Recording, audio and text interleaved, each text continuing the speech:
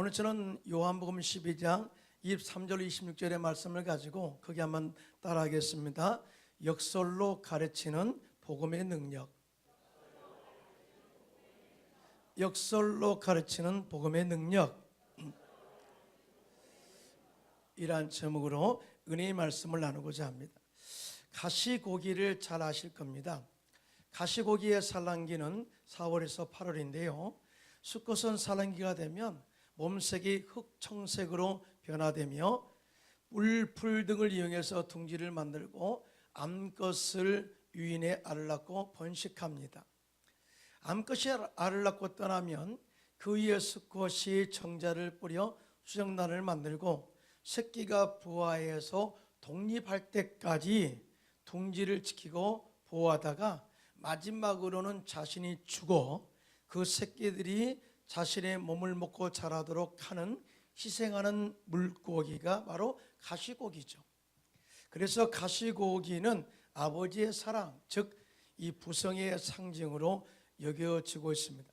그런데 예수님께서는 하나님의 본체시요 또 하나님의 아들이셨지만 이보다 더 큰 사랑을 가슴에 품고 온 인류의 구원을 위하여 이 땅에 육신의 옷을 입고 오셨어요. 하늘 보좌를 버리시고 이 땅에 육신의 옷을 입고 오셔서 십자가의 죽으심으로 우리를 죄에서 구원하시고 우리를 영원한 생명으로 인도하셨습니다. 이것이 바로 생명의 신비요 또 생명의 역사라는 거죠. 예수님은 십자가의 희생적 사랑을 통해서 역설적으로 복음의 능력은 바로 이런 거야 라고 이렇게 우리에게 가르치고 있는 것을 보게 됩니다. 그러면 복음의 역설적 능력은 과연 무엇일까요? 첫째로 한 알의 밀이 죽어야 많은 열매를 맺는다라고 가르쳐요. 오늘 본문에 예수님께서 온 인류를 위하여 구원을 위하여 십자가를 주시게 하여 예루살렘 성에 입성하셨어요.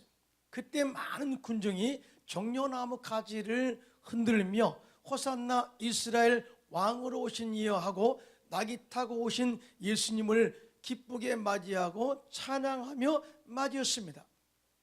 그때 죽은 나사로를 살렸다 하고 하는 예수님에 대한 소문을 듣고 많은 사람들이 그 예수님을 보기 위해서 모였는데 바리새인들은 예수님을 무시하였지만 명절에 바로 예배를 드리러 예루살렘에 올라온 헬라인 몇 사람이 제자들을 통해서 예수님을 만나기를 청하였습니다. 그때 예수님께서 다음같이 말씀한 말씀의 내용이 오늘 본문이에요. 함께 합독합니다. 요한복음 12장 23절 24절 시작. 예수께서 대답하여 이르시되 인자가 영광을 얻을 때가 왔도다. 내가 진실로 진실로 너에게 이르노니 한 알의 밀이 땅에 떨어져 죽지 아니하면 한 알 그대로 있고 죽으면 많은 열매를 맺느니라. 아멘. 무슨 말씀이냐면 이제 당신의 영광이 나타날 때가 왔다.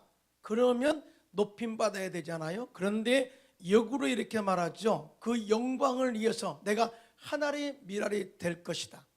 그리고 내가 죽어서 썩어짐으로 이 썩어지는 역할을 통해서 많은 사람들이 나를 믿어 구원의 열매를 맺게 될 것이다 라고 이렇게 역설적으로 바로 복음의 능력을 말씀하신 거예요. 세상 사람들은 자신의 영광을 위하여 또 세상적인 성공을 기대할 수도 있습니다. 세상 사람들로부터 인정받는 함정과 유혹에 취해서 성공했다고 착각하는 그런 삶을 살 수도 있습니다. 요즘 세상을 떠들썩하게 하는 연예인의 동영상 파문이나 룸살롱 사건, 고위공직자의 성추행 사건 등 이 세상 사람들이 인기 속에서 자신들은 세상에서 성공한 사람으로서 비추기 위하여 주도적인 관심을 갖도록 퍼포먼스를 펼치다가 일어난 범죄가 바로 요즘 세상을 떠들썩게 하는 범죄이다 그 말이죠. 신문에 보니까 대박을 노리는 K-팝이 성공은 돈이다라고 생각하게 만들었다는 거예요. 여러분, 음악이라는 것은 사람들을 치유하기도 하고 사람들의 감동 속에 뭔가 느끼는 그런 이 공통점을 갖게 하잖아요. 음악은 즐겁기도 만들기도 하고요. 때에 따라 슬픔을 치료하기도 하고 이런 역할인데 음악을 돈으로 계산한 거예요. 그래서 돈이 된다고 돈이 있고 있는 곳에 닥치는 대로 뛰어들어 투자한 결과가 이렇다라고 이야기해요. 여러분 모래시계를 아시죠? 모래시계를 방영한 이후에 초등학생들에게 장래 직업을 써라고 그랬어요. 뭔지 아십니까? 조폭이었다고 합니다. 예. 조폭이 제일 장래 직업의 최고의 멋진 직업이다 라고 이렇게 직업 1위 순위를 조폭으로 그렇게 생각했다는 것 아닙니까? 이것이 바로 세상의 성공을 부추기는 그러한 세상 사람들의 마귀의 전략임을 우리가 알게 되는 것이죠. 그러나 예수님 우리가 하나님의 영광을 드러내고 또 하나님의 영광을 위해서는 거룩한 삶을 추구하고 영적으로 승리하는 삶을 위해서 우리의 자신들이 죽어야 한다고 역설적으로 가르치고 있는 것을 보게 돼요. 여러분 아시다시피 역설법은 뭐예요? 역설법의 의미는요, 표현된 내용이 상식적 관점에서는 모순되는 것처럼 보이지만 진리나 진실을 담고 있는 표현 방법이다 라고 이렇게 설명을 합니다.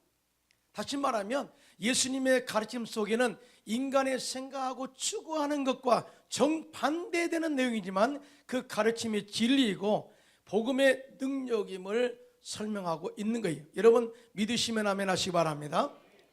예수님께서는 이 복음의 진리를 자들에게 말씀으로만 끝난 것이 아니라 실제로 당신이 이 말씀하신 역설적 복음의 능력을 직접 실천하고 있는 것을 보게 되죠. 오늘 본문에 예수님을 보기 위해서 많은 사람들이 왔다.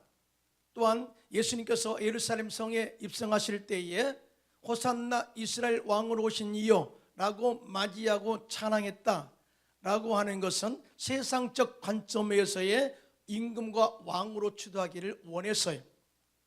그런데 예수님은 이 세상적 영광에 왕으로서의 관심이 없습니다. 그리고 이렇게 말하죠. 인자가 영광을 받을 때가 왔다 라고 말씀하시면서 당신이 죽어 하나님의 미랄이 되어 죽어 희생당함으로 말미암아서 그 희생으로 말미암아서 나를 믿는 모든 사람들이 구원을 받게 되는 열매를 얻게 된다. 이것이 바로 하나님께 영광이 되고 또 나를 향한 하나님의 은혜요 영광이다라고 말씀해요. 여러분 믿으시면 아멘 하시기 바랍니다. 자, 희생에는요 이와 같이 능력이 나타납니다. 능력이 나타납니다. 또 이 예수님의 제자들이라는 것, 예수님의 제자들이 이 말씀을 듣고 사실은 희생의 능력을 이해하지 못했어요. 우리가 성경에 보면 예수님께서 온 인류의 구원을 위해서 십자가에 달려 돌아가실 때 이 엄청난 사건 앞에 제자들은 예수님을 다 모른다고 부인하고 떠나고 배반하고 말았습니다. 그 이유는 성경은 죽는 것이 두려워 숨었다라고 이야기해요. 한마디로 말하면 죽기가 싫은 거죠. 죽기가 싫은 거예요. 또 고상하게 말하면 희생이 싫었던 거죠. 영적으로 말하면 희생하면 더 큰 영광이 기다리고 있다는 사실을 깨닫지 못한 것입니다.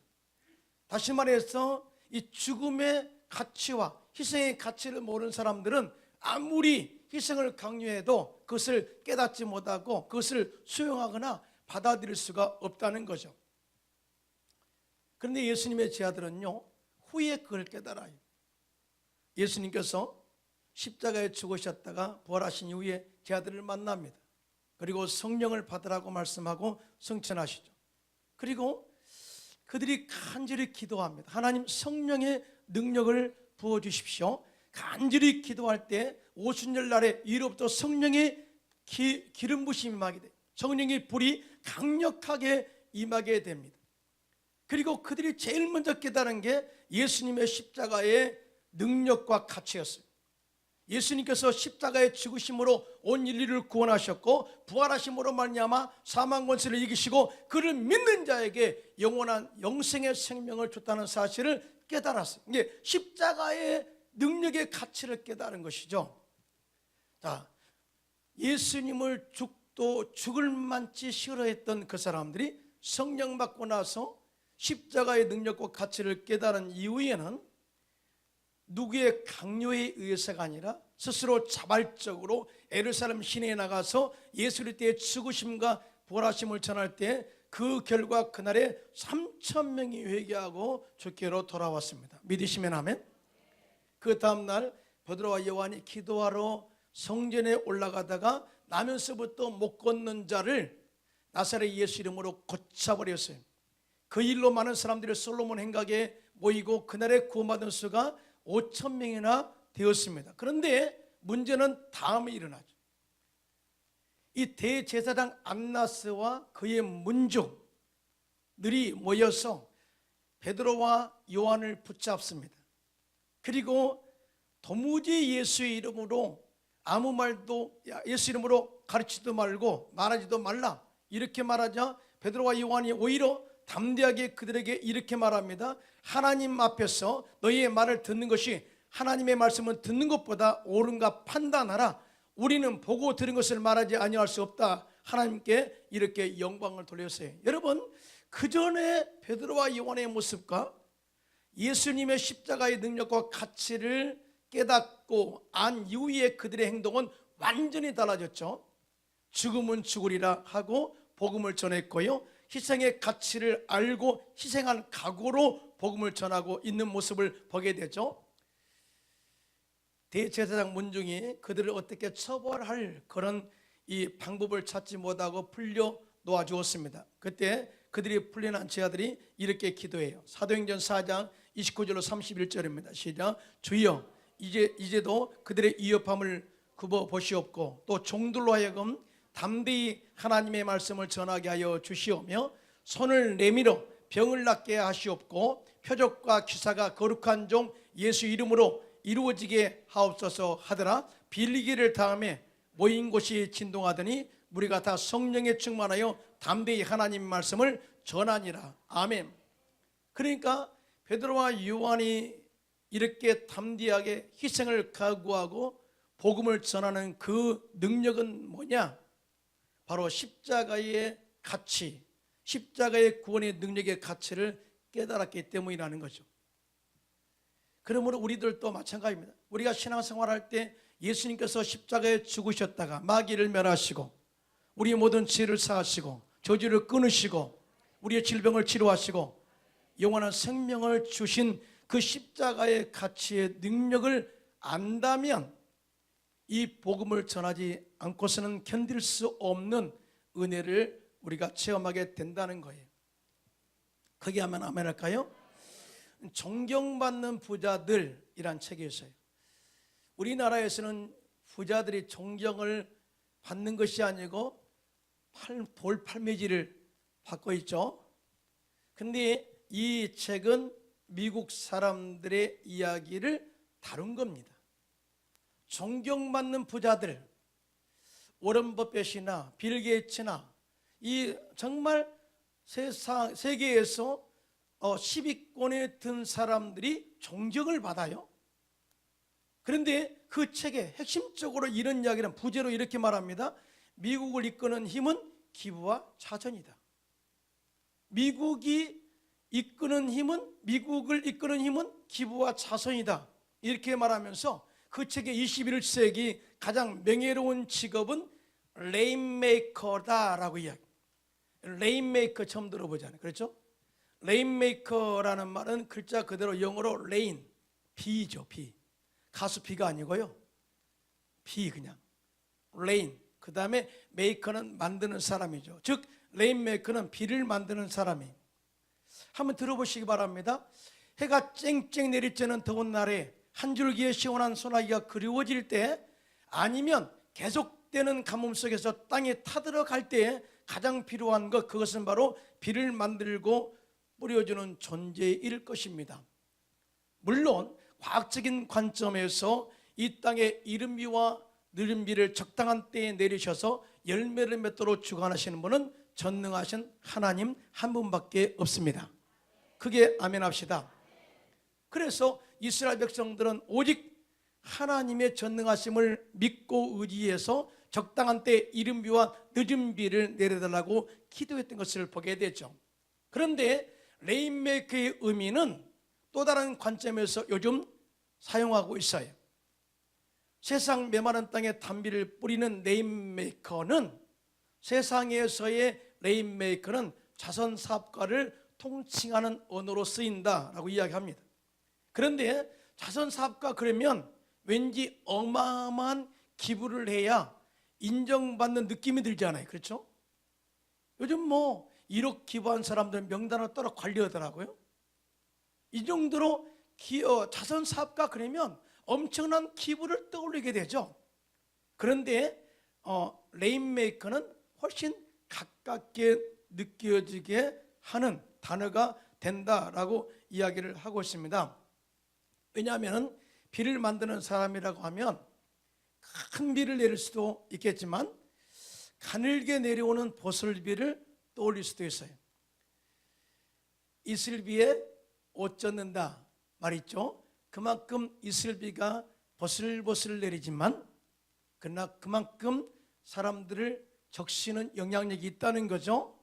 작지만 큰 일을 한다는 것이죠. 또 뿐만 아니라 쨍쨍 내린 그런 떼약볕 때 잠깐 내리는 소낙비가 사람들의 마음을 시원하게 하는 역할을 합니다.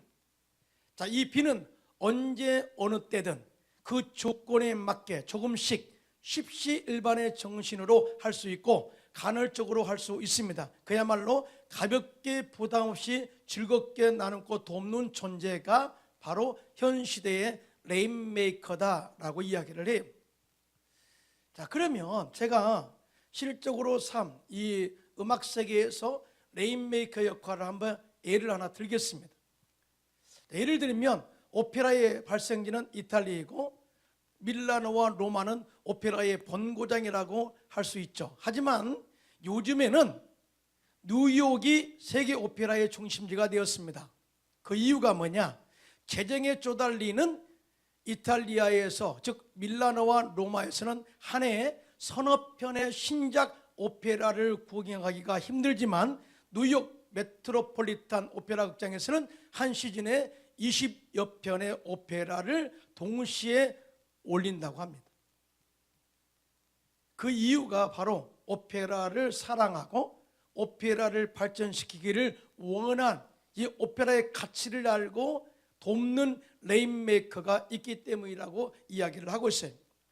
뉴욕의 오페라, 오페라단, 발레단, 이 오케스트라 1년 예산의 66% 정도는 개인 기부금에서 충당하고, 즉 레인메이커의 기부로 충당하고, 정부 지원금이 13% 정도이고 표를 팔아 조달하는 액수는 12% 안팎이라고 합니다. 그러니까 66%의 레인메이커가 뉴욕 오페라의 극장의 생명력을 불어넣고 있다는 거죠. 이것이 바로 레인메이커의 역할이에요. 큰 부자가 기부하는 것도 있지만 그 오페라를 사랑하고 아끼는, 오페라의 가치를 아는 사람들이 그렇게 후원하고 있다는 것, 십시일반으로. 미국 유명한 대학교의 대부분이 교육의 가치를 알고 기부한 사람들의 섬김과 희생을 통해서 세워진 학교가 거의 태반이죠. 하버드 대학도 그렇게 탄생한 거죠. 또한 미국 대학은 학비가 굉장히 비쌉니다. 그래서 미국에서 학교 다니려면 논 팔아야 되고 집을 팔 정도로 많은 돈이 들어가죠. 그런데 가끔 우리 지인들 가운데 미국으로 유학 갔습니다.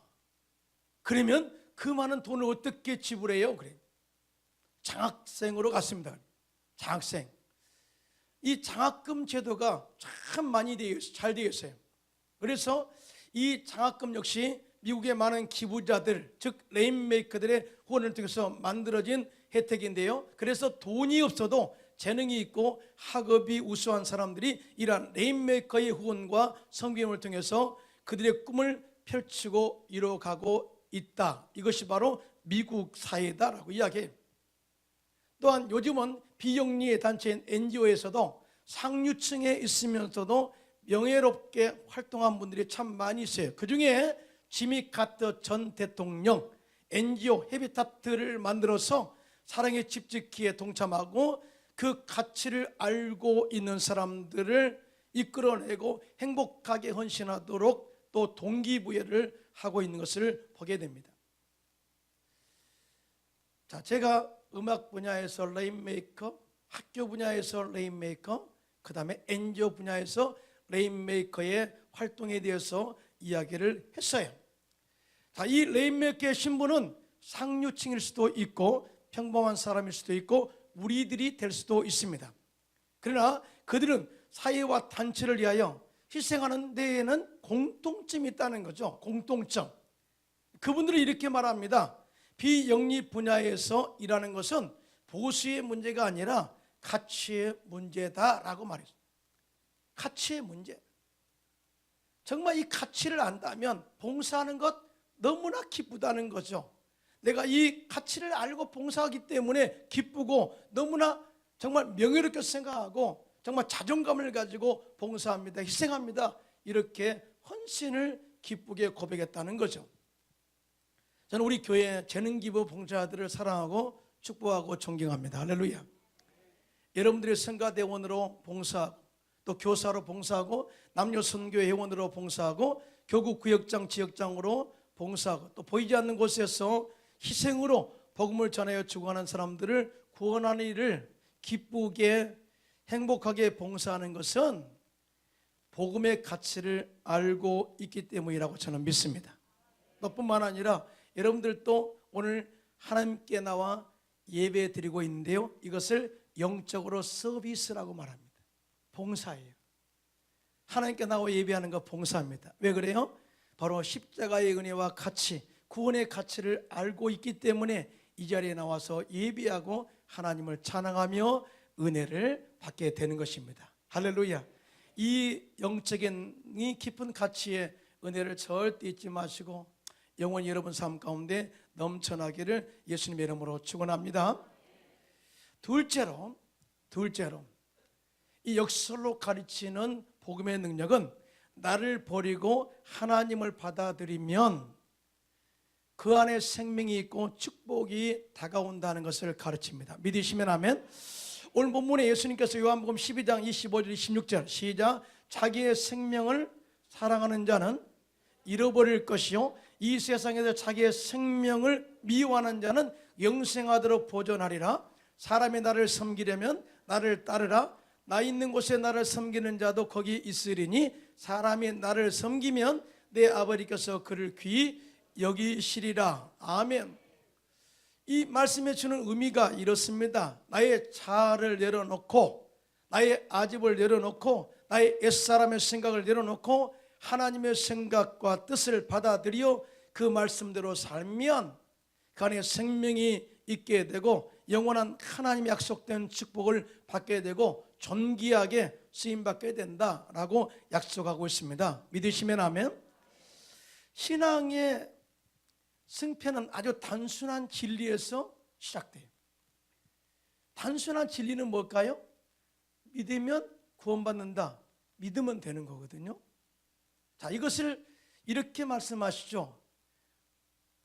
나를 내려놓고 하나님을 받아들이라. 이거예요. 아주 단순합니다.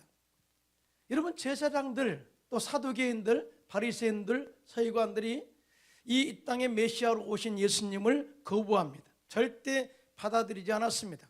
오히려 박해했죠. 그 이유가 뭐예요? 오래전부터 그들이 따르고 믿었던 장로들의 유전과 율법이었어요. 자신들이 이것을 절대 늘어놓을 수 없다는 겁니다. 이것은 내가 목숨 걸고 지키겠다는 거죠. 그러나 거기는 생명이 없는 거죠.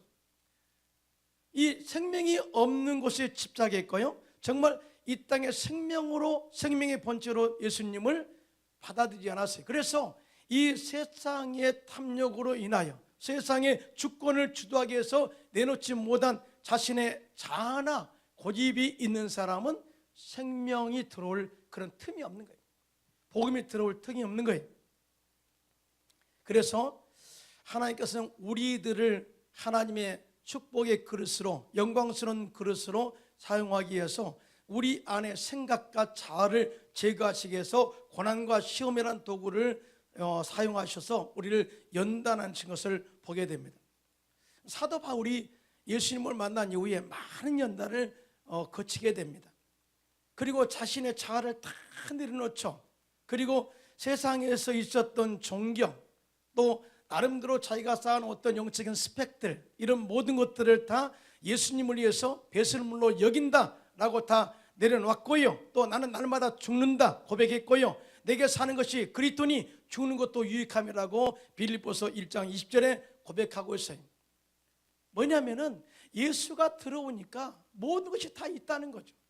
예수의 생명이 내 안에 들어오니까 모든 생명이 그 안에서 다 포용할 수 있다는 거예요. 이것이 이 역설적 복음의 능력입니다. 믿으시면 아멘. 그래서 죽겠다라고 하는 이 부분을 쉽게 하는 거예요. 우리 갈라디아서 2장 20절입니다. 시작. 내가 그리스도와 함께 십자가에 못 박혔나니 그런즉 이제는 내가 사는 것이 아니요 오직 내 안에 그리스도께서 사시는 것이나 이제 내가 육체 가운데 사는 것은 나를 사랑하사 나를 위하여 자기 자신을 버리신 하나님의 아들을 믿는 믿음 안에서 사는 것이라. 아멘. 여러분, 죽읍시다 그러니까 예수님의 제자 한 사람처럼 우리 죽으러 가자 한 사람이 있을 수도 있어요. 근데 그게 아니잖아요. 지금 우리 죽어야 된다 그러니까 우리 죽으러 갑시다 이렇게 한 사람이 있을 수도 있어요. 그러나 여기서 사도 바울이 죽음의 의미는 옛사람의 모습을 다 십자가에 못 박고 죽여 장사 지내고 이는 예수님과 함께 하나님의 생각으로 복음의 능력으로 또 생명의 새로운 영생의 능력으로 다시 태어난 사람으로서 산다는 거죠. 믿으시면 아멘. 이거예요. 그래서 예수를 믿는 믿음 안에서 사는 예수로 충만한 삶, 생명을 품고 사는 삶, 하나님의 생각을 품고 사는 삶이 바로 죽어도 다시 사는 능력을 경험하는 삶이다 라고 역설적으로 가르쳐주고 있는 거예요. 오늘 내려놓으면 다 모든 것이 죽을 줄 알아요. 내 모든 것을 다 포기하면 다 모든 것이 끝나는 줄 알아요. 아닙니다. 포기하면 내려놓으면 그때부터 하나님이 우리 안에 들어오셔서 역사하는 것을 믿으시기 바랍니다. 조영희 목사님께서 애국에 집회할 때 이런 간증을 참 자주 하셨어요. 예도순복음교회가 서대문에 있을 때 3,000명으로 부흥됐어요. 그리고 그 이후부터 부흥이 딱 멈춰버렸습니다. 그래서 목사님께서 아무리 생각해도 이해할 수 없어요. 열심히 노력하면 열심히 전도하면 부흥이 계속 일어나야 되는데 멈춰버렸다 그 말이죠. 그래서 하나님께 기도했습니다. 하나님 이렇게 열심히 해서 3,000명으로 부흥시켰습니다. 그리고 이제 어떻게 해야 더 부흥할 수가 있겠습니까? 자, 여기서 기도의 내용에서 단어를 한번 생각해 보시기 바랍니다. 어떻게 해야 부흥이 계속될 수 있겠습니까? 여러분, 우리가 이 니고데모처럼 이렇게 기도할 우리가 어떻게 해야 구원을 받을 수 있겠습니까? 자꾸 우리가 어떻게 해야 이런 이 질문의 기도를 많이 할 수도 있습니다. 어떻게 해야, 내가 어떻게 해야 신앙생활을 잘할 수 있겠습니까? 이런 어떻게 해야. 그런데 그 기도 가운데 하나님의 음성이 들려왔습니다. 네가 지금까지 열심으로 노력해서 많은 부흥을 일으켰어. 그러나 이제부터는 너의 모든 사역을 나한테 맡겨라. 그를 의지하면, 그를 의뢰하면 그때부터 내가 일하리라 하고 맡겼더니 그때 내려놓는 순간부터 하나님께서 일하시고 전적으로 맡겼더니 주님께서 부흥을 주도하셨고요. 그리고 서대문에서 크게 부흥하여 여의도로 옮겨 세계 최대 교회뿐만 아니라 세계 최대의 선교하는 교회가 되었다고 간증했습니다. 할렐루야.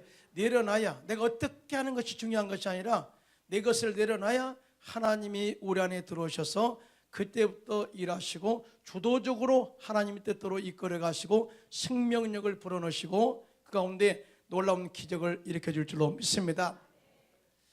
제가 요즘 대신방을 다니고 있습니다. 자, 신방은 그냥 하는 게 아니고요. 2주 전부터 신방 받을 분들의 또 가족 정보를 다 제가 먼저 받습니다. 그리고 기도합니다. 그리고 이 가정에 필요한 말씀이 무엇입니까? 기도하죠. 근데 하나님이 그때마다 말씀을 꼭 주셔요. 꼭 주세요. 그런데 놀라운 것은 놀라운 것은 제가 신방 가서 그 집안에 기도하다가도 하나님의 다른 말씀을 주실 때가 있어요. 아니, 하나님 이 말씀을 주셨으니까 이 말씀 가지고 가겠습니다. 그런데 아니다, 이 말씀을 전해야 돼 라는 기도 가운데 음성이 와요. 마음에. 이건 거 아닙니다. 하용달 목사야 이런 말을 전하, 그 말 아닙니다. 오해하시면 안 됩니다. 그리고 찬양할 때에도 또 그 말씀을 주실 때가 있어요. 가끔. 어떨 때는 대표 기도할 때도 가끔 주실 때가 있어요. 그런데 그때가 제가 결단할 때예요. 결정할 때.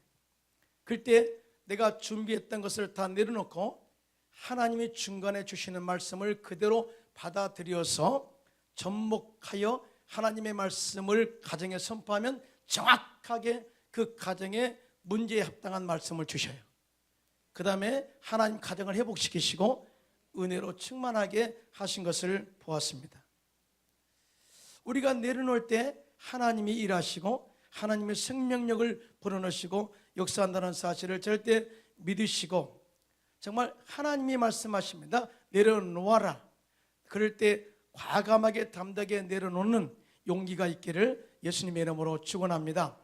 여러분, 예수님의 십자가 사건 너무나 잘 알잖아요.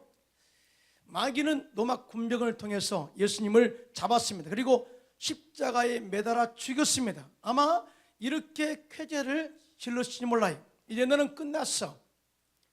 내가 메시아라고 외친 예수님을 잡아 죽였어. 이렇게 철저하게 죽였으니 너는 끝이야 라고 선포했을지 모릅니다. 그러나 예수님께서는 십자가에서 마귀를 멸하셨습니다. 할렐루야.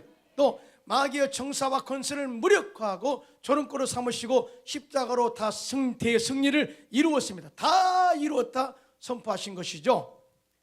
뿐만 아니라 죽으셨다가 삶 안에 부활하심으로 말미암아 사망 권세를 이기시고 예수를 믿는 모든 자에게 영생의 축복을 주신 것입니다. 저주를 끊으신 것입니다. 아브라함의 복을 받게 하신 것입니다. 죄에서 속량하셔서 용서받은 의인으로 만들어 버리셨습니다. 할렐루야. 더 나아가 우리들을 절대 절망에서 절대 희망으로, 질병에서 치유로, 저주에서 축복으로, 절대 죽음에서 절대 영생으로 우리의 신분을 완전히 바꿔주셨습니다. 할렐루야. 예수님의 십자가 희생의 결과는 역으로 승리를 가져왔고 역으로 영생을 가져왔고 생명을 가져왔고 하나님은 그 예수를 지키 높여 모든 사람 위에서 모든 이름에 뛰어나게 하셔서 모든 사람이 그 앞에 무릎을 꿇게 하셨다. 결국 예수님의 예언의 말씀처럼 당신은 죽으셨지만 당신은 영광을 받으시게 만드신 거예요. 할렐루야. 요한복음 16장 33절 시작. 이것을 너에게 이르는 것은 너희로 내 안에서 평안을 누리게 하려 함이라. 세상에 너희가 환난을 당하나 담대하라. 내가 세상을 이기었노라. 아멘. 여러분, 세상에 많이 힘들고 어려울 거예요. 그런데 저는 사순절을 지나면서 참 이 말씀을 딱 보는데 내 가슴에 확 오더라고요. 현재의 어려움은 우리의 자신이 낮아지는 계기가 되어야 된다. 우리가 영적으로 육적으로 죽어지는 계기가 되어야 된다. 그러면 하나님이 우리를 영적으로 살리실 것이다 라는 확신이 왔어요. 현재 환경적 어려움을 두려워하지 마십시오.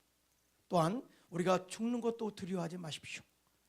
하나님의 약속의 말씀을, 복음의 능력을 100% 믿고 내 자아를 내려놓고 또 십자가의 가치를 알고 100% 믿음으로 말씀에 따라 희생하면 하나님께서 여러분의 가정을 살리실 줄로 믿습니다. 여러분 사업을 살릴 줄로 믿습니다. 우리 교회를 살릴 줄로 믿습니다. 이 사회와 나라를 살릴 줄로 믿습니다. 이 축복의 통로가 되시기를 예수님의 이름으로 축원합니다.